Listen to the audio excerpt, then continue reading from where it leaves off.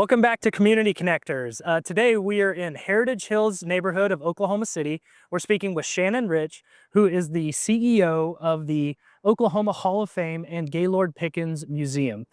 Shannon has over 20 years of experience in running this place and has a wealth of experience that I think you can learn a lot from. So I'm John Kerber. I'll be your host for this episode. And as a reminder, Community Connectors is all about helping community spaces thrive and succeed in the modern era and learn what it takes to run a thriving community space these days. So thanks for watching.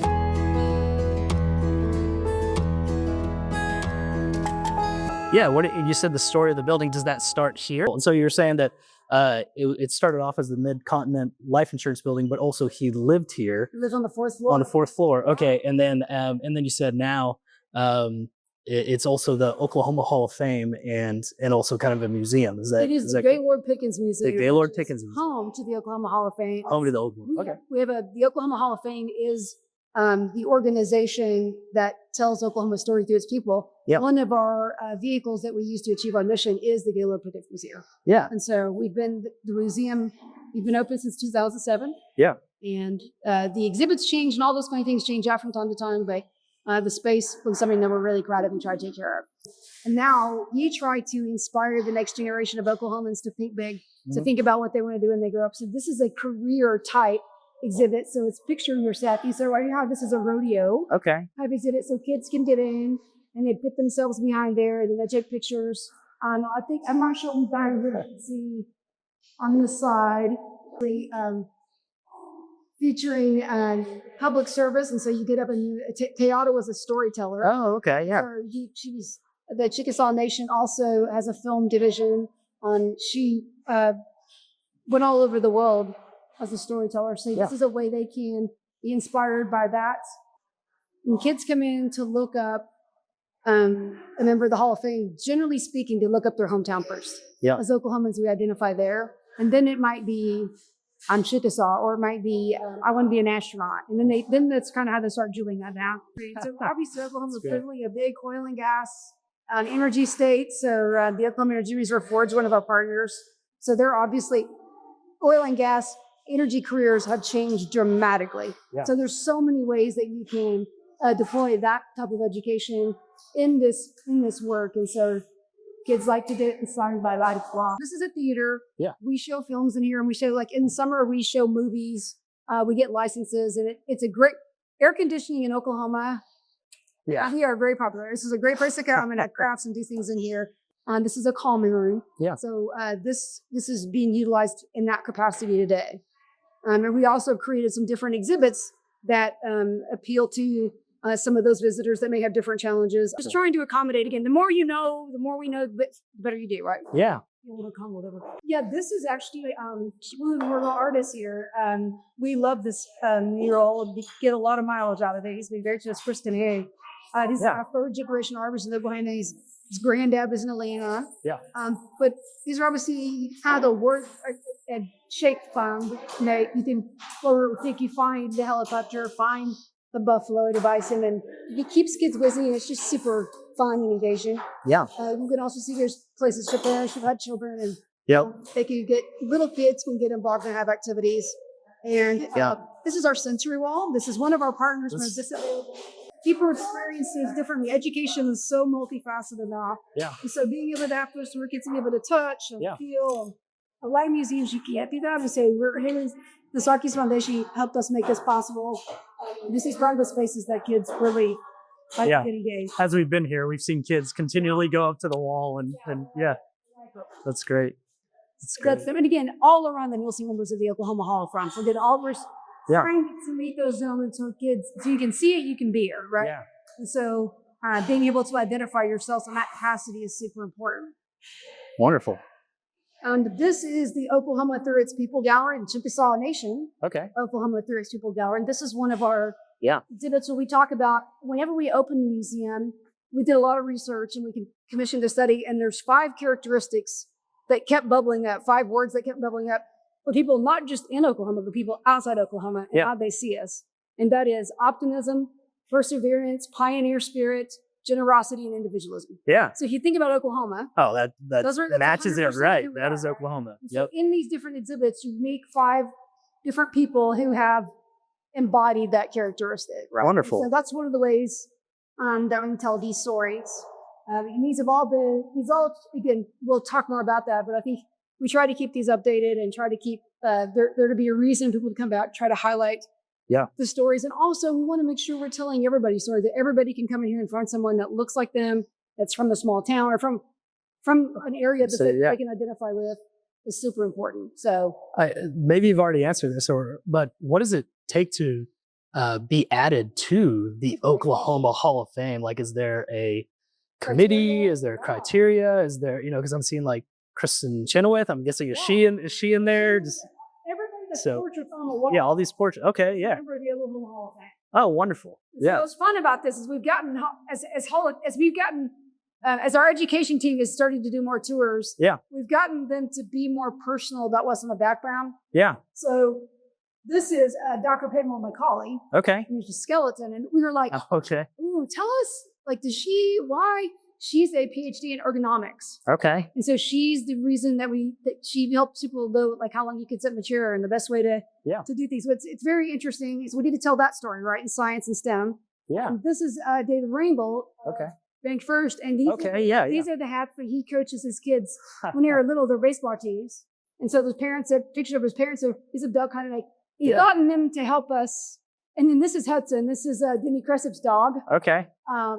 That's at his place at Grand Lake. We got to go. So there's fun ways to make people more. Storytelling's a big deal. Yeah. And having pictures of people that either maybe sometimes they're not with us anymore, but trying to bring those to life and make them more compelling is a way that we're trying to make that happen. Our education does a great job. That's great. That's great. So back to your question. Yeah. What does it take to be added? Yeah. So you can nominate. Anybody can nominate someone. Okay.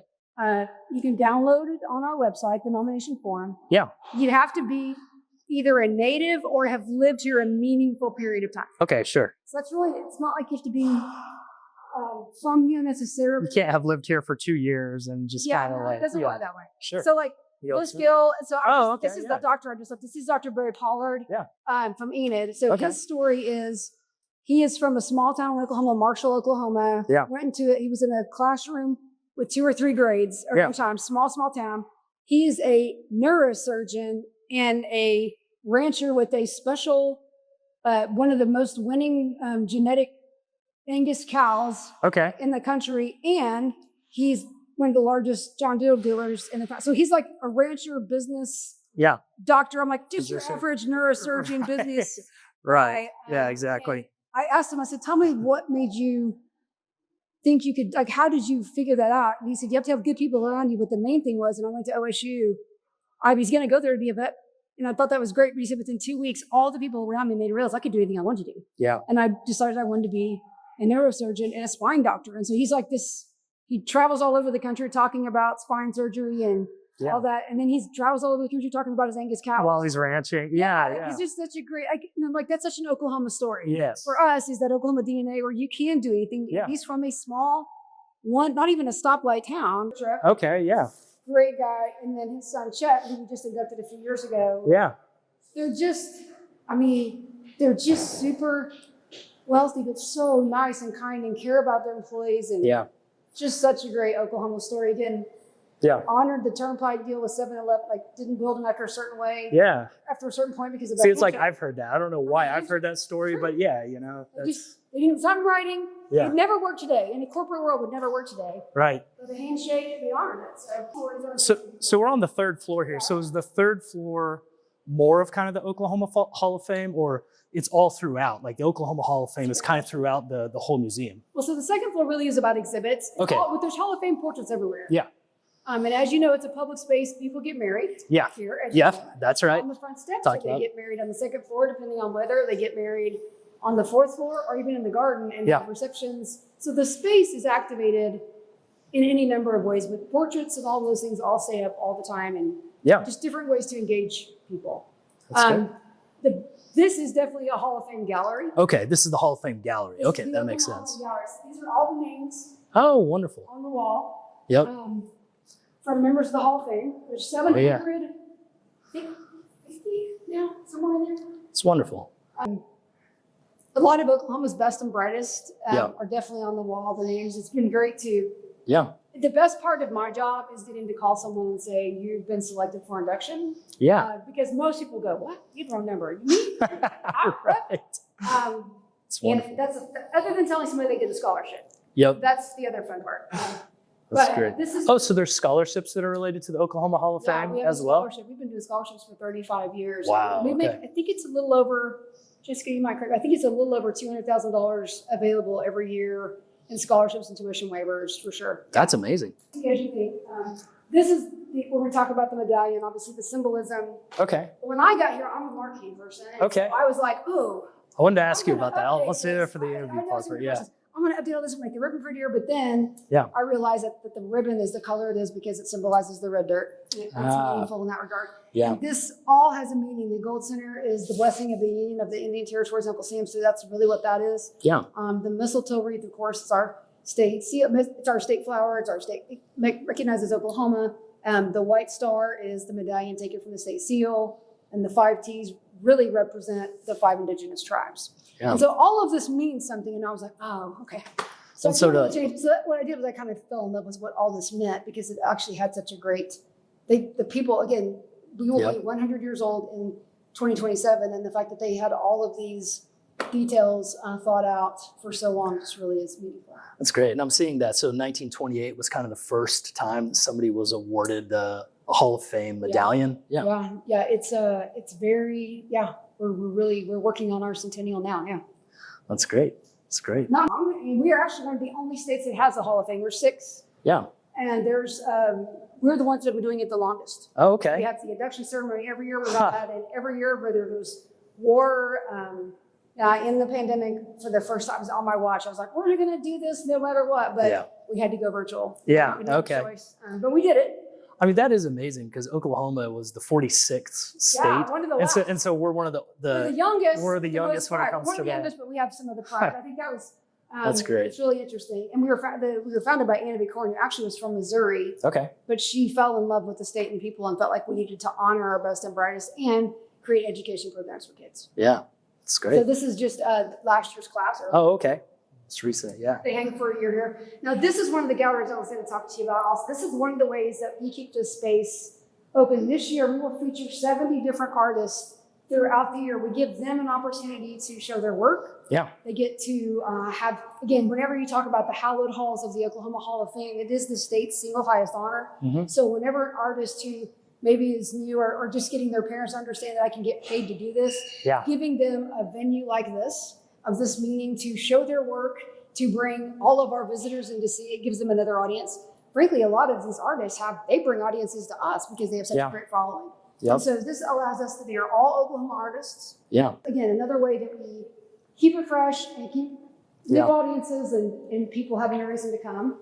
This space is also a space that we use to rent. So one of the things that, as a nonprofit in the community space, revenue is important for our model. 100%. And so this is one of the spaces that allows us to rent space at an affordable rate. We have great free parking. We're centrally located, all the things with the great space. This is just a space for that, and now it's being used for craft. The great thing about this building is the building has its own story, right? So when you have a 100-year-old building, there's lots of myths. We had a lot of people that used to work at the Continent Life Insurance tell us they used to come to work here and have you seen the guy with red shoes? And I said, there's lots of, rumors and those kind of things. Oh, okay. So this is where people would come. Yep. It's always fun for people who are under 50. Oh, People yeah. would come and Here we write go. a check or bring cash, Yeah. and they would pay their bill Okay. through here. There was a transaction that happened before online. Oh, I got People it. would actually pay. Because this was an insurance company. It was So an like insurance people that company. they were insuring would come up here. They This is would where pay they're their bill, absolutely leave like, money or a check. On the other side of this door, Yeah. we know they did that because there is a safe okay. that is really cool. We don't show Oh, this wow. to everybody. We're going to show Okay. you. Okay. Wonderful. This is not part of our community space. This is Yeah. our archives offices. Oh, wow. Laddie, I told him we were coming. Hi. How's it going? This is Maddie. This is when I was telling you she curated Yeah, the hi. show. over How's the it going? job. Nice to meet you. This is a podcast / group interview about Yeah. community spaces. Yeah. But I told him I was going to show them behind the scenes. Yeah. Behind the scenes. So this is They the used to- archives. Is that? Yes. It's the archives. So this is the incoming class of the Hall Okay. of Fame. So you can see their portraits. Yeah. They obviously are going to be Okay. Maddie's make sure that they are taken care of, that they're cataloged, also that they have a frame that's somewhat uniform in nature. Yep. That's great. Oh, goodness. Oh. The desktop right there. Or the secret room behind the this secret is, room. This Yeah. is that thing. I'm not Look going to at this. Yeah. This is literally the safe. It's built in whenever we came. That's great. And you can, it's heavy. Yeah, I believe it. Yeah, we try. This is a store for Yeah, us. that is This is pure metal. Maddie's. This is a storage room for projects, and again, Yeah. That's what we use it for. You can see book projects and all kinds of other things. This is wonderful. Well, and like I said, kind of with our show, one of the things I always appreciate is that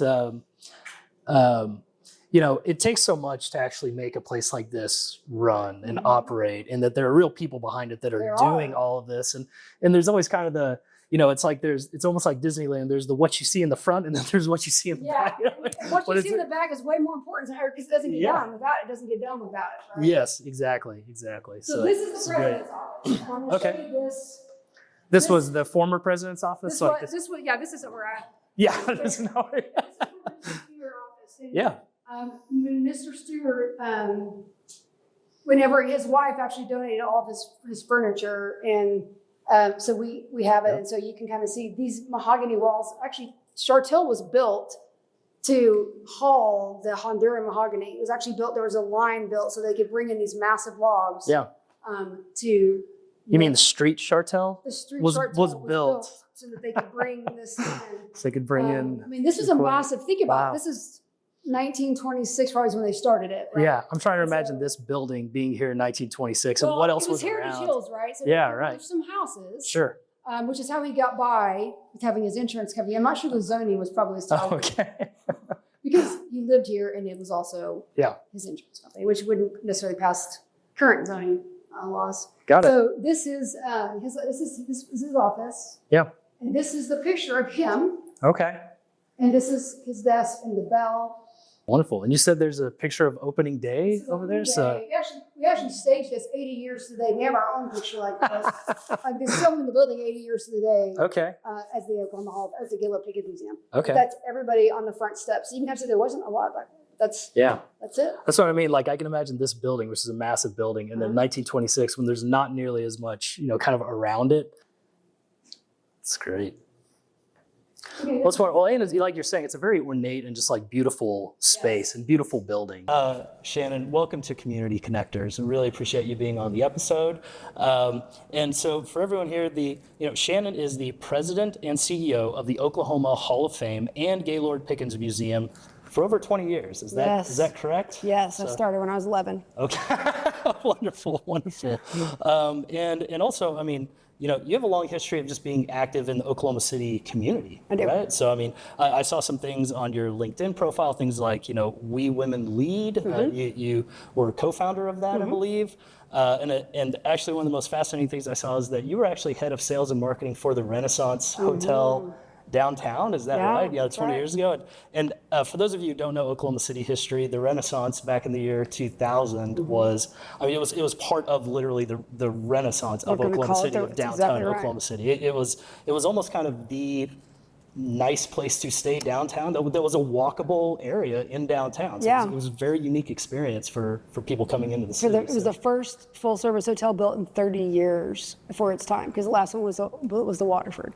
Yeah, so it was a big deal for our city. It really was. For sure. It was really huge. And so, just thank you for joining me and for being on the Community Connector show. So, could you just please tell our audience a little bit about the Oklahoma Hall of Fame and the Gaylord Pickens Museum? Well, I love that you're doing this show. I love that there's something that's content out there about public spaces, because for somebody that runs one, we're constantly wanting people to know that we have this space. We spend a lot of time and resources. This is a vehicle that we use to achieve our mission. So the Oklahoma Hall of Fame is 98 years old. Yeah. And obviously the museum hasn't been here that long. This building was built for R.T. Stewart, and it was the Mid-Continent Life Insurance building. The construction started in 1926. They opened it in 1928, and it has its own amazing story.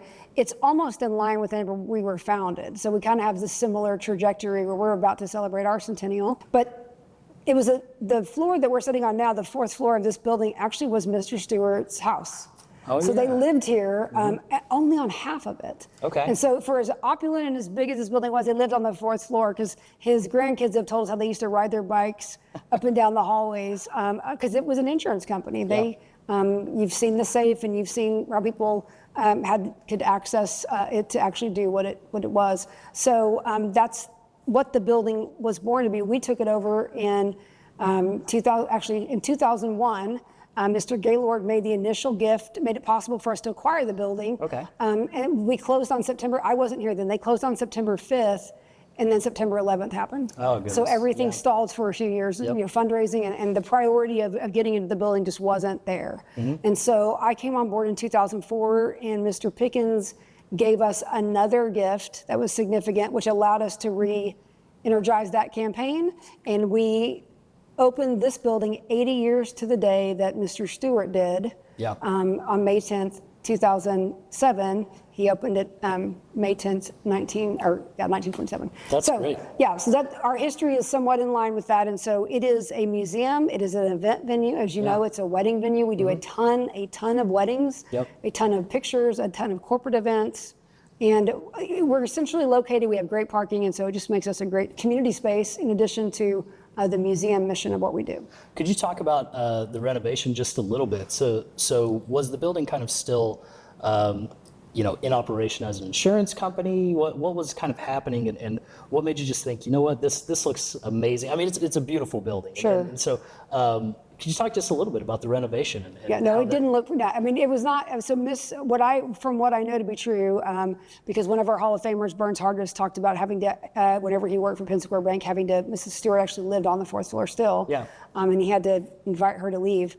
When we moved in, or whenever we took over the building, I wasn't here for a few years, but there was somebody homeless living on the front steps. It had been empty. But this building makes a promise, and it's so built so well and so beautiful. But we did about $19 million renovation. I mean, it was a significant renovation, including new plumbing and including, like, we had to run new lines. It was, in order for it to do what we needed to do, which is, when you have field trips and kids and flushing toilets and all the things, we needed to bring it up to code. And so we spent a lot of money bringing it up into today's times. 20 years ago. So that's wonderful. That's wonderful. So you've run the Oklahoma Hall of Fame now for over 20 years. What got you interested in just kind of running a museum and a Hall of Fame in the first place?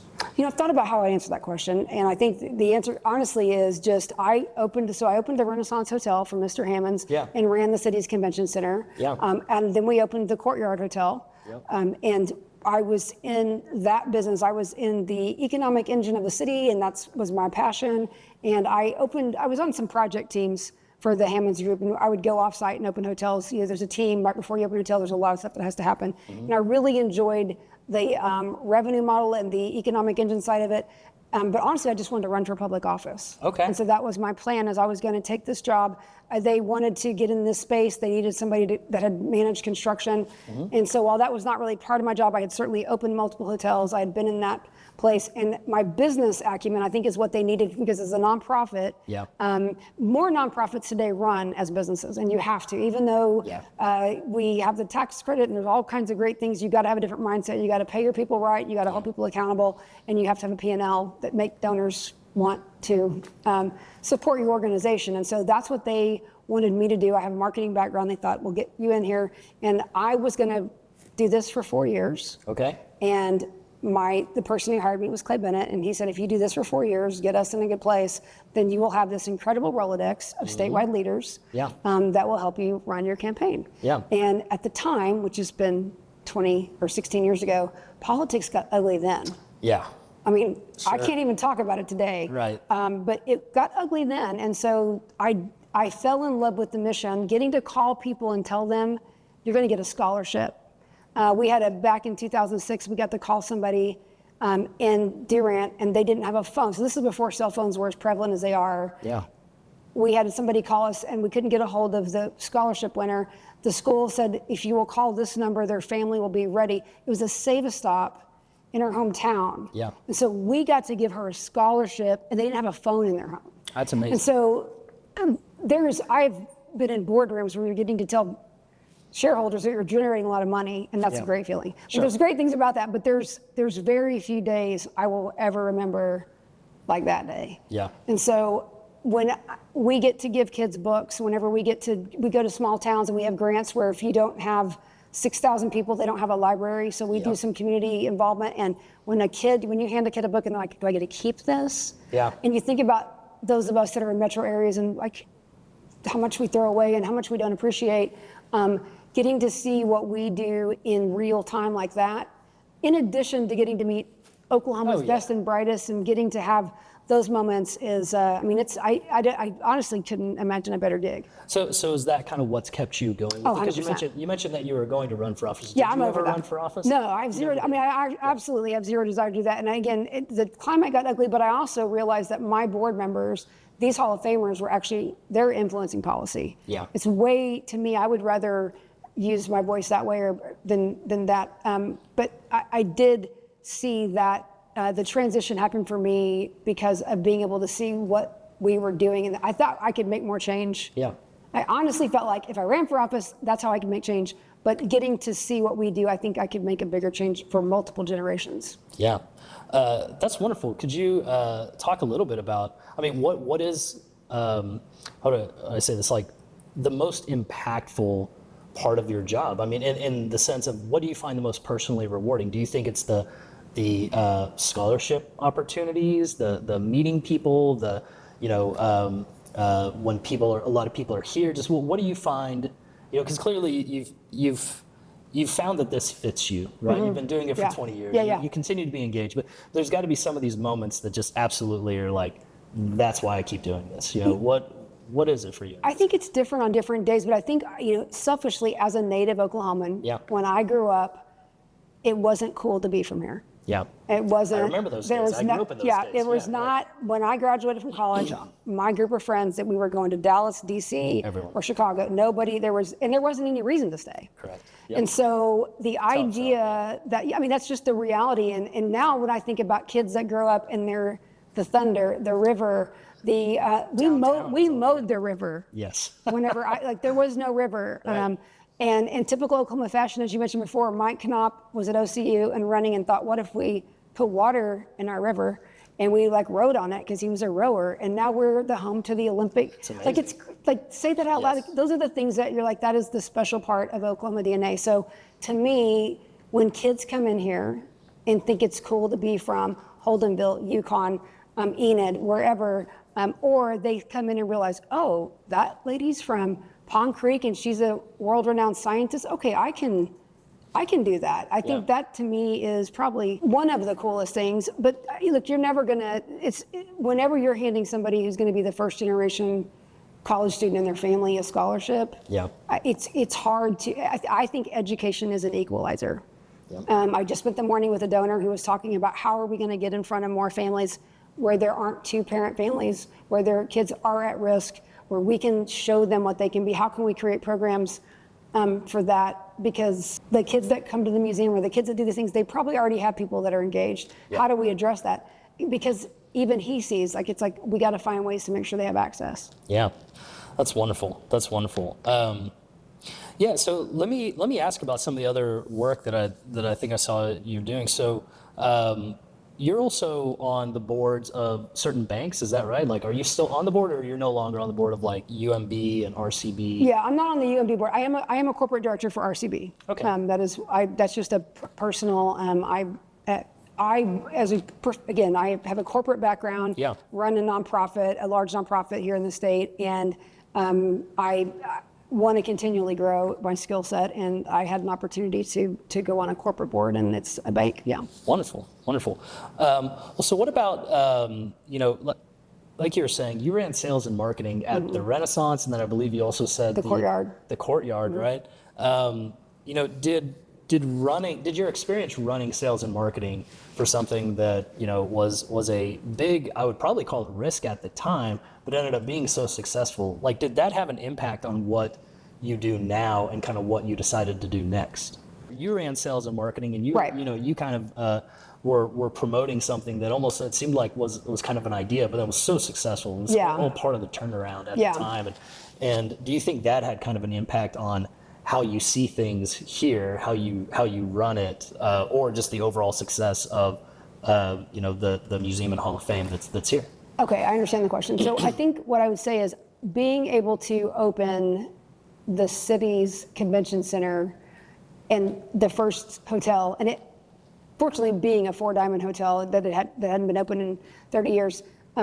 Yeah, we bought into the dream, and I think the Marriott standard, and I will say this, and I'm a Hilton fan too, Okay. but I'm not gonna lie. I mean, Marriott has the best training, they have the best standards, and so that is a standard that we carry that my staff may tell you they're not thrilled about, Okay. because we do put linens down, we do things. There are 700 names on the wall, and so my question I constantly ask the team is this something that if one of those names were to walk in the room, that this is the standard that we have. We are the ambassadors for them, and what that means is the state's single highest honor. Yeah. So we're not going to put plastic down, and we're not going to do things. We're going to. It may take a little longer, but we're going to either make sure it looks a certain way, and that's certainly comes from Marriott training and Mr. Hammond's training of you're building a brand and you build trust with Yeah. people, and so I think this was an idea for sure that we are fortunate people bought into, Yeah. and hopefully they've trusted us. We're about to launch another $40 million campaign soon to reinvent the space yet again and update it, because it's been 20 years. Sure. And it's time to do that, and we want to expand the grounds. Now that we've lived here and we know what additional space we need, we want to make sure that we're able to, we get constant feedback, right? Whenever you have people in the building all the time, you know where you're short, you know what you need. And so that is certainly something we want to do. So I think that it helped me understand that people trust you with their ideas. And again, I think these names on the wall, these pictures, their stories, it's not a heavyweight, but it's certainly it's an honor to be able to make sure we do things in a way that if they walked in, they'd be proud. Yeah, and you want to represent them well as Right. well as Exactly. Yeah, Exactly. it's great. Okay, so I'd sent you a few of these questions, and one of the things with our show and who watches our show is we really are trying to help community builders know what it takes to kind of run a community space and be successful in running it. So in your opinion, in your experience, in the year 2025. What do you think it takes to run a successful community space? Well, I think you have to be aware of your community and what that means. And I think when we walked around downstairs, you were able to see what we opened with isn't what we do now. Yeah. We've had to expand, and we've had to add some additional resources. Community is different. How people receive the space is different. Making sure we remove any kind of barriers. So that could be financial. Today was a free day. So you come on a day. We have, I think, 32 of these each year. We have donors that make it possible, because if, for instance, if you're a family of 4, that's $20 before you pay for an adult, and that's at a discounted admission, and so that stops immediately a family being able to come. And so what we do on these days is we have a kind of a super enhanced day. So you saw painting, things that aren't always here on field trip days. Yeah. They got to paint. We want them to have a super experience, have a fun experience, because we recognize that while some families come, it's not true, they can come here all the time, some don't, and frankly, most don't. And so removing a financial barrier, making sure that if you come 2 hours early 2 Saturdays a month, that you're going to have the sound will be down, and you'll have a different experience if you're neurodivergent and experience things in a different way. So I think meeting people where they are is important. Understanding that hours are not, again, how we started I'm in a corporate background. I mean, there's just certain traditions, but the reality is not everybody receives space, and families work, and it depends on who you're trying to serve in that moment. And weddings go until 11 o'clock. All of those things. So I think whatever your model is, you have to be willing to support them, and you have to make sure your staff is trained to understand that. And what I give my staff a ton of credit for is if a kid is having a meltdown, they'll lay down on the floor with them, they talk them through it, they make sure the teacher understands it's okay, let's go to the quiet room. We have training and mechanisms in place to make sure every guest feels supported. If we can possibly make it happen, we try to make that happen. You bring up a good point, a question, which is, who is this place for? When you kind of imagine the experiences and the exhibits and the museum aspects, who is kind of in your mind, or are there multiple people that are kind of in your mind when you're imagining this place? Who do you find that it's for? Well, when we were imagining it, it's different. Right? So again, Okay. once you get in the space, you recognize it. So in my mind, you learn Oklahoma history in 4th grade and 9th grade. Yeah. Unfortunately, in Texas, you learn it through all 12 grade, but I won't go into that. So in our mind, we were like, we want to make sure that this space is accessible for 4th graders and then also for kids in high school, right? Yeah. But what we've learned now is that, as you saw downstairs, parents come and they have 4 kids, so they have a baby, or they have little kids that just want to build blocks. And so they're not going to understand for retention some of the exhibits, but if we have a portrait, like you can maybe have a color sheet, so you're drawing your own portrait and what does it mean to be from, like you try to engage them at whatever level they are. But in the gallery, we're featuring artists where they're going to bring their parents and their grandparents. They're proud to get to show their work. We have brides who are bringing different cultures and different family members here from all over the country. And so we want them to show off the space. So honestly, now what I will tell you is the space is for everyone. We don't have limitations for the space. We don't say if you're under 3, you can't come in. Sure. In fact, we have an area for you if you do. And we want to make sure that your grandparents, the elevator is always working and accessible. And in our reinvention of the space, we're adding another elevator because one elevator is not super great whenever you do public space. Got it. Build 2 elevators if you're building new public space. That's my advice to people. Don't build 1 elevator. Wonderful. So what do you think it takes to basically get people off of the couch, off of their phone, and showing up into a community place like this? What do you think it actually takes to get people to want to come to a place like this? What's worked for you? What's worked here? Well, we have different segments, right? So I would say that today what you're experiencing is family education and creating fun experiences for families, and we removed some barriers that would make it not accessible. So I think we've done all that, but I think what that means is we were so focused in the beginning about the past standards, the objectives, and the reality is kids aren't coming here on a free family day to meet the history requirement or the right. So we had to get our education team to kind of like, this is a family fun day. Yeah. So that means that they're going to color, they're going to paint. None of that is on a standard. Mm-hmm.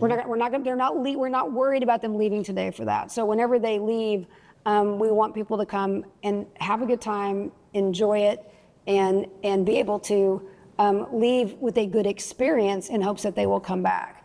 And I think the thing that we didn't learn early enough was we would have it, and then if it wasn't well attended, we'd do something different. You have to have a pattern. Yeah. So we had Summer Thursdays, which for the first 3 months didn't have much attendance, but when people see a pattern, on this Thursday, they're going to do this, then we'll make sure we go there at 11. And so you have to build in enough bandwidth to say, we're going to do this for 6 months to a year, so that we are creating a standard, because just because you have it, they're not necessarily going to come. And I think engaging different audiences, and we're fortunate, we have a teen board, we have a Second Century board, so we get lots of feedback from people under 40 and people who are in their teenage years going, that is so boring, or that is really cool, or that would be fun if you could have that guy come talk. We have a deal with Patty Gasso next week, and it's already sold out. Like, we only have so many seats, and she just doesn't do a lot of public events. And so when you have the national championship, like 8-time national champion, Team USA coach that's going to talk, who happens to be a Hall of Famer, it doesn't take long to fill it up. And so that wasn't a hard guess that was going to be successful. Yeah. But I think finding ways to engage the community and honor your mission while you're doing it. Yeah. Wait a minute. One thing that is not, you would have never told me would have worked is we have Oklahoma born and brewed here, right? And so our teen board, when we started the teen board, they wanted to do Battle of the Bands. And I was like, what does it have to do with our mission? They're like, it's Oklahoma bands. And we did. We filled the space. We had it out in our parking lot. Yep. But it was weather issues, right? I was like, you understand the weather, right? If it's bad weather in March, then you can't have a battle. You had to move it inside. The space isn't made for that. So we had to move something else. So then our Second Century board created, one of the members of the Brewers Guild was on our board, and they were like, we want to have a high-end event. Most of the beer festivals, people are in flip-flops, and they're, it's just it's a different crowd. We want to have a high-end event. Would you want to partner with us? I'm like, no, we're not going to do beer. What does that have to do with us? But at the time, it was one of the fastest growing industries in Oklahoma was craft beer. Yep. And so we have an event now that's a fundraiser. It's a 6-figure fundraiser for us, our Second Century. Yeah. And we have 18 to 20 brewers. They come in and people get dressed up, and it activates this entire space. Yeah. And so if you'd have told me again I would say be open-minded because I wasn't always in the beginning. But as long as it is somewhat true to your mission, which again, these are all Oklahoma businesses. Yeah. And what is your mission here? What is the mission of the Hall of Fame or the mission of, The mission of the Oklahoma Hall of Fame is to tell Oklahoma's story through its people. Yeah. And we do that through our publishing program. We do that through scholarships. We do that obviously through the Oklahoma Hall of Fame induction ceremony. We do that through education. And again, in a more open way, like again, giving businesses, giving artists on the third floor a chance to show their work, that we're telling their story. They have to be an Oklahoma artist to be in the gallery. So again, all of those are ways that we are telling Oklahoma's story. I think people tell you. I mean, that's the thing, we were trying to push when we came, we were like, oh no, this is what you need to know. This is what you need to hear. But parents tell you, like the crafts being here all the time are because parents have different age kids. And just because we have to be able to accommodate all of the kids. And so that means that there was like Connect 4 out there, right? So everything, we just had to learn what we need to do to make sure that everybody had a good experience, including the parents. You may just want to sit down. You may have nothing other than if you can keep my kid engaged for 45 minutes, you owe me. You owe me. When my daughter was 5, if you could keep her engaged, I was all in. Where do I donate? But I think that's the thing is listening. And we, like I said, we've got these built-in focus groups. But we also we have pictures of a few families that have come whenever to all of our programs, these little kids that were little, and now they've just grown through the years because they come back. And I think when people trust you, that's what I'm going to call that a Marriott deal is people trust you. And so that means if you have a special needs child, that means that my staff knows their name and my team, and we try to really take care of our team. We don't have a ton of turnover. My team takes it. They're very proud of the product that we deliver. They're very proud that people can engage. And so making sure that everybody is engaged. I got here this morning before I went to Enid, and they had a stand-up meeting, and it was basically a pep talk. Here's what's going to happen. We're going to get slammed. It's going to be a busy day. There's lunch in this room. But remember this is like, they had their standard for the day. They had their, like the mission of the day is we're talking about fall and pumpkins, and like this is all of the ways the building's engaged. And so it's basically getting every single person to get excited about you're at this station, you're at that station. And that's you got to take care of your team, and they have to understand that look, it's gonna be crazy for 6 hours, but we just got to get through that. Make sure everybody has a good time. Yeah. All the radios, all the things. Great. So what about this? Do you think having good resources, right, like collections, exhibits, for the public, or having kind of a community of people that regularly show up is more important than getting other people to show up, and kind of why? In terms of like a gym.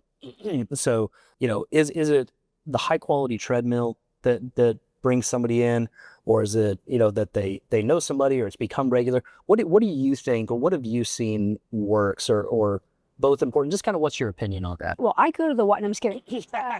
Again, because I think because I have a nonprofit brain, right? I appreciate organizations that support other groups. So to me, that's why I go to the Y. And they have great equipment. But I would say for here, I do think our archives team creating reasons for, if this was the same thing that you saw 20 years ago, then why would you come, other than air conditioning? I mean, why would you come back? Sure. If there wasn't a reason to meet new faces or have new experiences or learn something different. And because people think of us as history, but how we've also expanded is there are so many different Oklahomans who've done different things that we can touch every subject that's taught in school. And then even content creators of things that we do through our podcast, we can find other ways to touch people where they help people understand that we're relevant. And I think that's what's important is relevance. But as I said to you before on the third floor, some of our artists, like if it's your first piece of art or you're trying to convince your parents that you want to become a working artist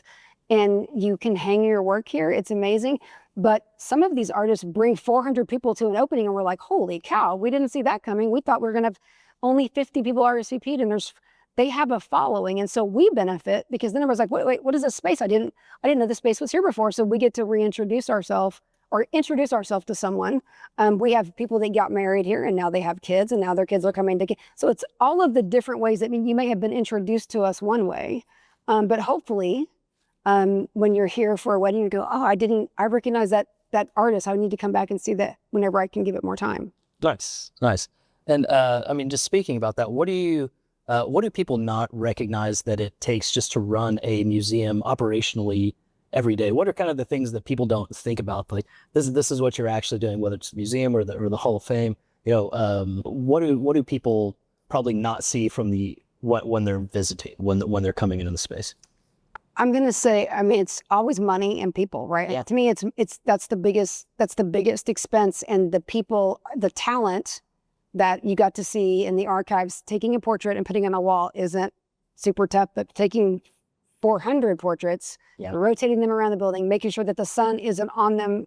Because again, this building wasn't built to be a museum for the quality it was. So in our reinvention, we will have different UV protection, but right now, our archivist has to worry about all of those things. Yeah. So it's not just as simple as that, right? And so then it's air conditioning, and when the chiller goes out, how do you handle that? And there's 200 kids coming from Altus for a tour, but our technology in the Hall of Fame gallery's down. How are we going to make sure they have a good experience? What else can we do in that space?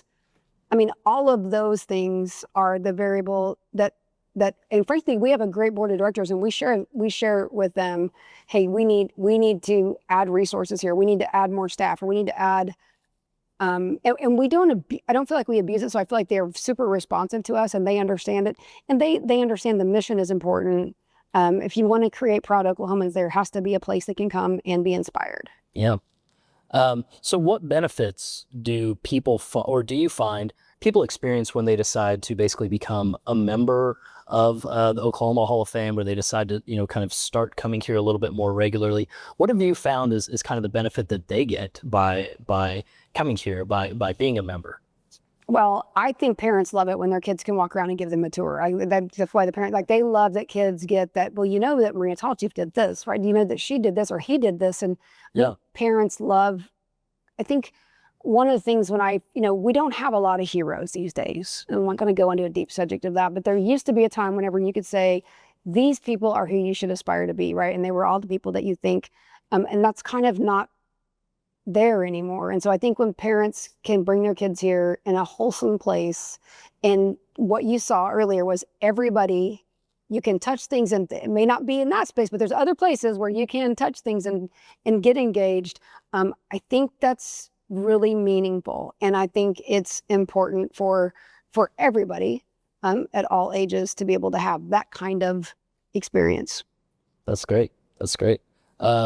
So I just want you to kind of imagine that you're speaking to yourself 20 years ago, kind of, but Run. when you Run. when you were a brand, Renegotiate. you had not been running the place, but now you have experience, and now you've done this for a while. And what would you say to that person? So imagine, somebody that's just kind of starting running a community center, starting running a community space, everything from, funding and operations and getting people here and programs and everything that's involved.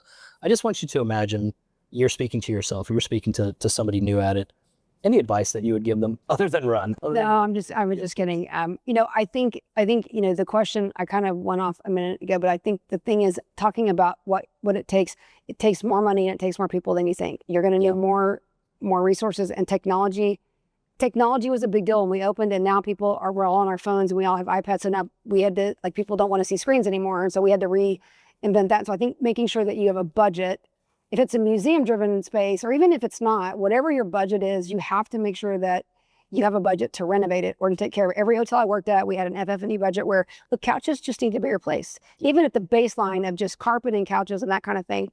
But when you're in a space where you're attracting people to engage and learn, you have to have a budget that allows you to manage people in time and take care of them and give them training, and not just have them, but they need to go learn best practices, and that's going to help you retain them. So I think I would say that making sure that you have a budget that's realistic, and I would not open until you have that budget. I would delay it. I would make sure that you have, because it's never easier to get it until people are anticipating it.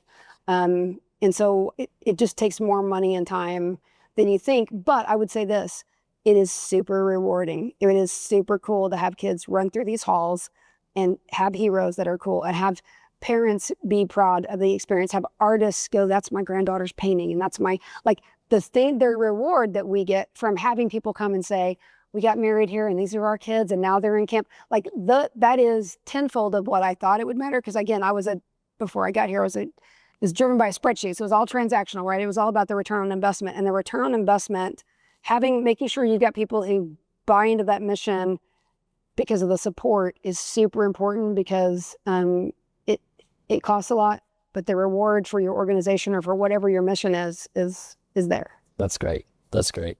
For people who want to know more about your work, about the Oklahoma Hall of Fame, about the Gaylord Pickens Museum, where can they go? What should they? To OklahomaHOF.com. Oklahoma Hall of Fame. Yeah, look up the Oklahoma Hall of Fame, Okay. OklahomaHOF.com. We're on all the things, Instagram, and again, we have Facebook. We have all of the social platforms we are on, and we post regularly. Again, it is all out there, and we recommend it, and we would love your support. Wonderful. Wonderful. Shannon Rich, thank you so much for being on. Thank you. Perspective. This was Thank great. you for the interview. Absolutely. Really appreciate it. Thank you.